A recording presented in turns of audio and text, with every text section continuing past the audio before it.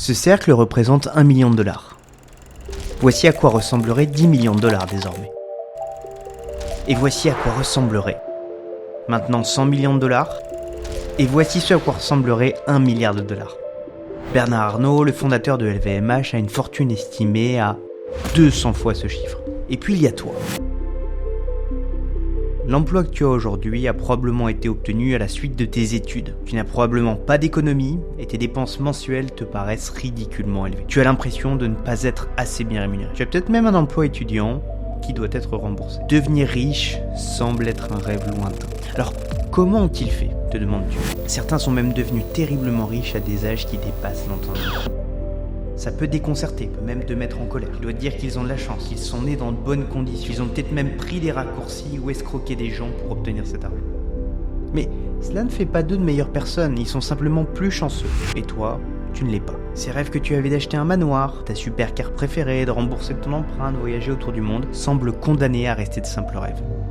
La vie est peut-être un jeu truqué et depuis ta naissance, tu es du côté des perdants. Mais si je te disais que tu avais tort, s'il existait un moyen d'atteindre tes rêves, une équation de la richesse, une science derrière la façon dont l'argent fonctionne, et si tu n'avais pas besoin d'abandonner tes rêves, me traiterais-tu de menteur si je te disais tout ça? Alors je te promets que ça n'est pas le cas. Et tu comprendras à la fin de la vidéo que tu as toi aussi moyen d'y arriver. Tu comprendras qu'il existe un revers de la médaille qu'on ne te montre jamais. Je te préviens, l'ascension sera longue et semée d'embûches. Il faudra que tu affrontes quelques vérités dures sur le système scolaire et la société. Et laisse-moi être transparent, beaucoup d'entre vous n'arriveront pas au bout de cette route. Et pour ceux qui y parviendront, au bout de cette route se trouve la richesse, bien au-delà de ce que tu penses possible. Au bout de cette route se trouve la liberté de ne plus jamais s'inquiéter de l'argent. Alors, es-tu avec moi ?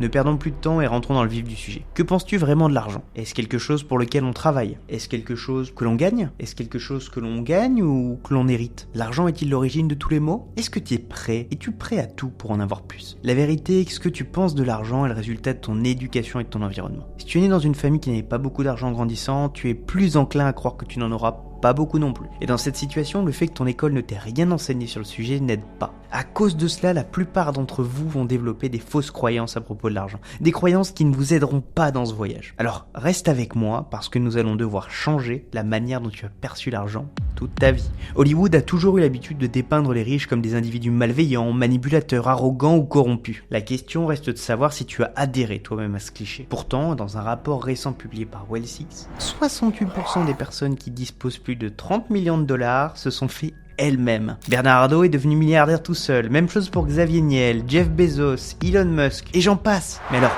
qu'est-ce que toutes ces personnes savent, mais pas toi? La vérité est toute simple, ton équation est fausse. Voici l'équation à deux variables que l'on t'a enseignées. L'argent est égal au salaire gagné grâce à un emploi. Et l'obtention d'un emploi est la résultante de ton éducation. Tu dois probablement te demander ce qu'il y a de mal à tout ça. Supposons que si tu regardes cette vidéo, c'est parce que tu souhaites gagner de l'argent.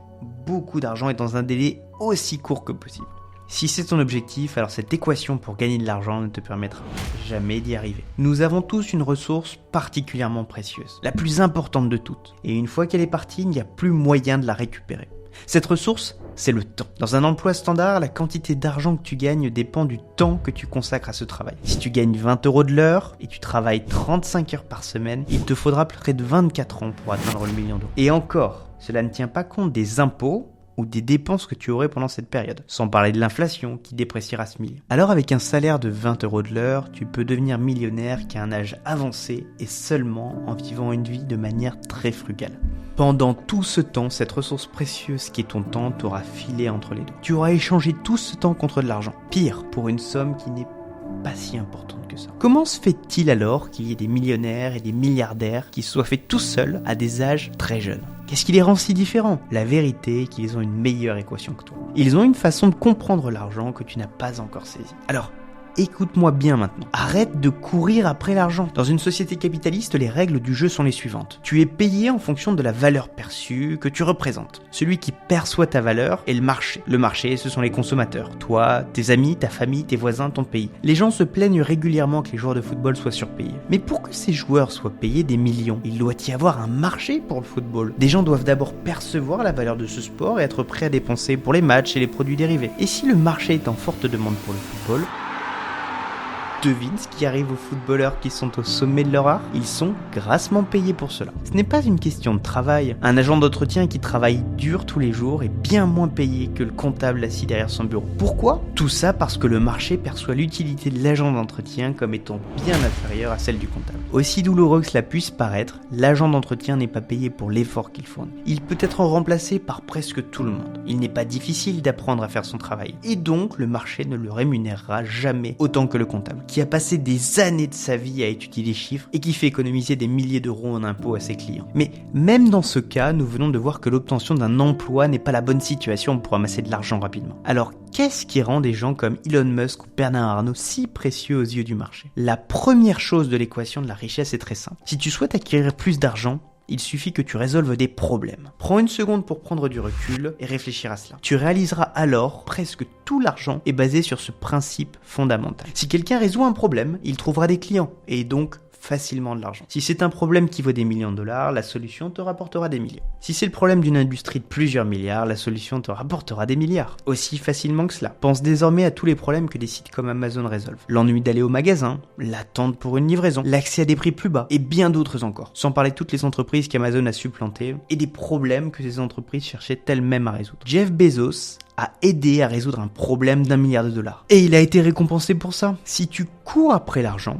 alors tu t'y prends mal. Cela semble paradoxal, mais si tu veux de l'argent, ce n'est pas l'argent que tu devrais chercher, mais plutôt les problèmes. Et le plus important encore, des solutions à ces problèmes. Et une fois que tu as trouvé cette solution, construis une entreprise autour d'elle. Mais attends, c'est donc ça ? Il suffit de résoudre des problèmes et l'argent apparaîtra. Alors tu dois te demander si tu dois créer le prochain Amazon pour devenir riche, le prochain Facebook, le prochain Google. Tu te demandes si je plaisante, car tu ne sais probablement pas coder et tu n'as pas suffisamment d'argent pour démarrer quelque chose de cette envergure. Laisse ces vieilles croyances de côté. Commence par un problème. Toujours par ça. Finalement, tu dois toujours commencer comme ça. Analyse le marché autour de toi. Qu'est-ce que les gens de ton entourage disent qu'ils n'aiment pas faire? Qu'est-ce qui, selon eux, devrait exister? Qu'est-ce qui les frustre? Qu'est-ce que les gens trouvent incroyablement ennuyeux ou difficile? Est-ce un problème que tu peux résoudre, qui vaut la peine d'être résolu? La dernière étape de l'équation de la richesse consiste à trouver une solution scalable au problème.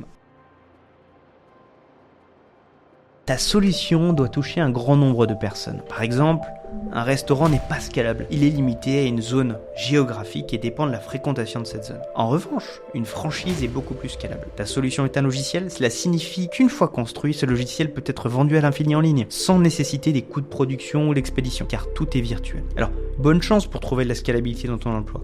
Évidemment, toutes les solutions qui nécessitent ton temps pour générer de l'argent ne sont pas scalables. Prenons l'exemple des cours de yoga. Si tu es un professeur qui facture 100 € de l'heure, ce business n'est toujours pas scalable. Il n'y a qu'un certain nombre de leçons que tu peux donner dans une journée. Et donc, ton revenu est limité dans le temps. Cependant, si tu crées un cours de yoga en ligne disponible 24 heures sur 24 et 7 jours sur 7, avec des leçons enregistrées une seule fois, là, c'est scalable. L'échelle de ta solution est cruciale ici. Il ne faut pas sous-estimer cet aspect. L'automatisation joue également un rôle important. Les systèmes et les processus bien mis en œuvre permettent à ton entreprise de fonctionner comme une machine bien huilée. Si tu peux sous-traiter une tâche ou embaucher quelqu'un pour le faire, et que cela est financièrement viable, fais-le. Te charger de tout est contre-productif, même si tu penses être le meilleur. Il existe quelqu'un dans ce monde qui pourrait faire certaines tâches beaucoup mieux que toi, et probablement un tarif plus compétitif. Une fois que tu as trouvé une solution, il t'incombe de la rendre accessible à tous les acteurs de ton marché. Une fois que ton entreprise est rentable et que les bons systèmes et processus sont en place, il est temps de récolter ce que tu as semé. À ce stade, 2 possibilités s'offrent à toi. Soit tu continues de gérer ton entreprise, soit tu la vends. C'est l'étape de l'acquisition, le moment où quelqu'un achète la solution que tu as passé des années à construire. C'est le cas d'Instagram, racheté par Facebook pour 1 milliard d'euros, ou PayPal vendu à eBay pour 1,5 milliard, dont 165 millions sont directement allés dans les poches d'Elon Musk. Ce sont des exemples parmi d'innombrables autres acquisitions qui se produisent à travers le monde. C'est là que tous les efforts que tu as consacrés à la construction de ton entreprise portent leurs fruits. Si tu décides néanmoins de continuer à gérer ton entreprise, il y a de nombreuses raisons qui peuvent justifier ce choix. Peut-être que tu aimes l'entreprise que tu as battue et que tu souhaites rester avec ton bébé. Peut-être penses-tu encore pouvoir ajouter de la valeur à l'entreprise pour la vendre plus tard à un prix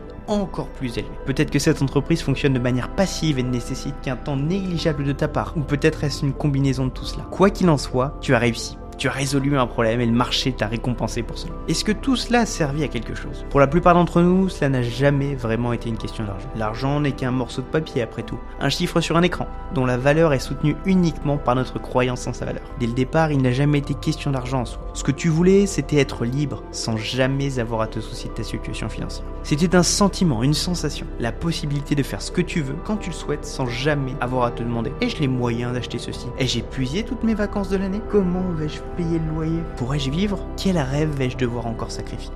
La leçon la plus importante de cette vidéo ne porte pas sur la nature de l'argent, mais bien sur la seule ressource précieuse dont nous disposons tous, la seule que nous ne pourrons jamais récupérer, qui est le temps. Cela vaut-il la peine de consacrer une grande partie de ton temps à un travail que tu n'aimes probablement pas? La vie se résume-t-elle à travailler, rentrer chez soi, regarder la télévision, dormir, se réveiller le lendemain et répéter ce même cycle jusqu'à la retraite? Combien d'heures de ta vie laisseras-tu échapper à cause de ce schéma? Peut-être que cette réalité te convient-elle. Peut-être n'as-tu pas d'autre choix que de suivre cette voie pour le moment. Si tel est le cas, il n'y a pas lieu de s'inquiéter. Ce que tu retires de cette vidéo est un peu de divertissement et peut-être un changement de perspective. Mais il y en a parmi vous qui souhaitent parvenir à leur fin. Ceux qui ont le désir de ne plus jamais avoir à se soucier de leur argent. C'est l'équation par laquelle toute la richesse est trouvée. Si tu désires la liberté, celle de ne plus jamais avoir à te soucier de l'argent, alors fais de la résolution des problèmes le combat d'une vie. Est-ce que cela signifie que tu seras heureux une fois ta quête assouvie? Je ne peux malheureusement pas te le garantir, seul toi a réponse à cette question. Mais si ta lutte a un sens, peut-être vaut-elle la peine d'être poursuivie. Et voilà notre équation de la richesse. Bien sûr, j'ai omis de nombreuses subtilités dans cette vidéo. Sujets des affaires, de l'argent, de l'entrepreneuriat sont bien trop vastes pour être couverts en une seule vidéo telle que celle-ci. Mais le plus important, c'est d'échouer vite et de passer à autre chose. Si tu fais quelque chose qui n'est pas strictement lié à une entreprise, mais que tu veux gagner de l'argent, alors pose-toi cette question. Quel problème suis-je en train de résoudre? Cette réflexion pourrait t'amener à trouver les moyens de mieux monétiser ce que tu fais, même dans un emploi ou dans une carrière. Si tu peux résoudre plus de problèmes et apporter davantage de solutions sur ton lieu de travail, tu as probablement un moyen d'obtenir un salaire plus élevé. Je vais conclure cette vidéo avec le message que j'ai martelé à plusieurs moments. Arrête de courir après l'argent et commence à courir après le fait de trouver des solutions aux problèmes. Merci d'avoir regardé cette vidéo jusqu'au bout, mais ne pars pas tout de suite. N'hésite pas à me faire des quelconques retours sur cette vidéo. Ai-je vu juste? Ou à l'inverse, pas du tout. Sache me le dire dans les commentaires. Un j'aime ou même un abonnement sont de super soutiens pour me faire dire de continuer, parce que je peux t'assurer que ça nécessite des heures et des heures de travail. Mon objectif avec cette chaîne, c'est de créer des vidéos sur l'entrepreneuriat et la finance. Alors si cela t'intéresse, tu sais ce qu'il te reste à faire. Et n'oublie jamais que c'est nous, la nouvelle bourgeoisie.